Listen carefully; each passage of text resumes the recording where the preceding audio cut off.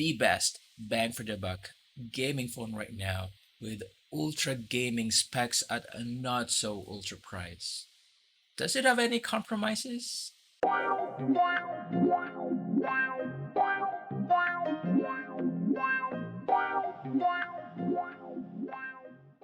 What up, everybody? I'm Ian, and today I'll be reviewing the Poco F3. I know this review is a bit late, so I'll be discussing things that were probably missed by the others.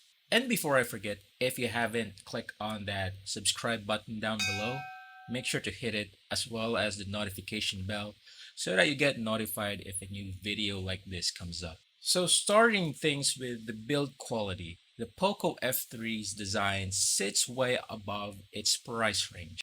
It has Gorilla Glass 5 on both front and back, and it has this mirror-like glossy finish that adds more to the sophistication, premium look of this device. For a flagship size phone, this is pretty light and thin. The back is ever so slightly curved on the edges, so holding it feels really good. The design is in line with the Mi 11 series, so it kind of gives you that iPhone 11 to iPhone 12 sort of lateral design upgrade where you actually feel good that your mid-range device kind of looks similar to their high-end tier devices. Screen. It's gorgeous. At full HD, it's at par with, Samsung's AMOLED screen. It also has an adaptive refresh rate as well. See, this is not like the one that you'll find on the Poco X3 Pro, where it has preset refresh rate on whichever app or place you'll be at. This Poco F3 adjusts or adapt the refresh rate. So as you can see here on Facebook, it's at 120 hertz, and leave it alone for 3 seconds and the refresh rate will downclock to 60 hertz. And as we all know, it has a night and day difference with LCD screen with better blacks and whites, so dynamic range is off the roof, better viewing angles, and a quicker response time, giving you a more fluid UI navigation. But is it all good? Let's find out later. So hardware, it has the same SoC as our flagship devices last year, but wait, there's more. It's overclocked. Bam. What it gives you is a buttery smooth UI navigation from opening apps or transitioning from one app to another, making phone calls, watching videos, playing video games. It's smooth AF, period. Video games, I'll make this short. All games can be played at max settings. No stuttering, no dropped frame rates. It's all good, man. Except for one thing. The screen automatically dims when you play Genshin Impact. So there's a dimming issue on the Poco F3. So how bad is it? Well, I indulged myself into playing Genshin Impact for many hours. And what I noticed is that the screen brightness can drop as much as 50 to 40%. And if you're going to play at night with the lights off, 50% is quite bright already. And even if you play on daytime in your living room with good lighting, 50% is still more than enough. No complaints here. Camera, on these Sony sensors, the selfie camera is actually quite decent. I like it. However, the other lenses, mediocre. And this is actually not the reason why you're buying this phone, right? But don't get me wrong, you can still get decent photos using the set of cameras that Poco F3 has. But again, not flagship level. Speakers, so this is Dolby Atmos ready. Alright, ready.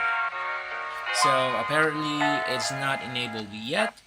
We still have to wait for Poco to send us the update for us to enable the Dolby Atmos feature on this phone. So the sound you're hearing right now, still no Dolby Atmos. Alright? So this or the Poco X3 Pro. If budget is really an issue and you don't care about an AMOLED screen or Genshin Impact, then the Poco X3 Pro is the sure winner. Gaming performance, based on my test, you can literally max out all of the graphical settings on all games with excellent frame rates. Well, again, except for Genshin Impact. LCD, you might ask. Don't forget about your computer screen or your TVs. All of those still uses LCD screen. In fact, our latest handheld video game console still uses IPS LCD, and no one's really complaining. 5G, yeah, the Poco X3 Pro doesn't have 5G, but not gonna be really downloading gigabytes of data, right? And all of our data plans are capped.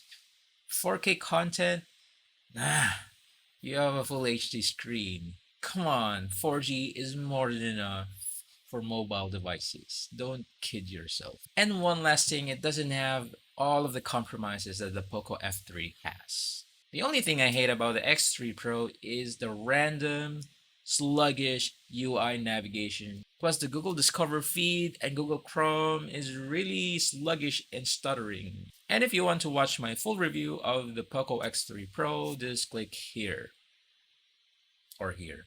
Would I recommend it? Before, if you're a Samsung user and if you want to game on your phone, you don't have any choice but to purchase their flagship devices. Now, there's tons of varieties and configuration that will suit your needs without breaking an arm and a leg. Whether it will be gaming or photography, you name it, there's going to be a meta phone for your needs and for whichever budget that you may have. All right, so if you're a gamer and you have 18,000 pesos, yes, go buy it. If you're into social media, if you watch video content on Netflix, YouTube, and you want the best, one of the best processor, yes, go buy it. Are you into video content creator like TikTok or Instagram? Yeah, look somewhere else. So did you buy the X3 Pro or the Poco F3? Or what phone did you buy recently?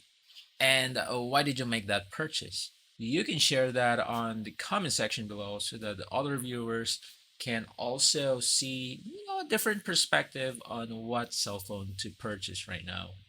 All right, end of the video. And again, we've finished one video review. And also, I just received the Realme C25, so expect an unboxing video and a full review on that on a later time. Yeah, and we've reached 250 subscribers. Again, thank you for supporting my channel. Really appreciate it. All right. So, anyways, Ian here again. See you on the next one.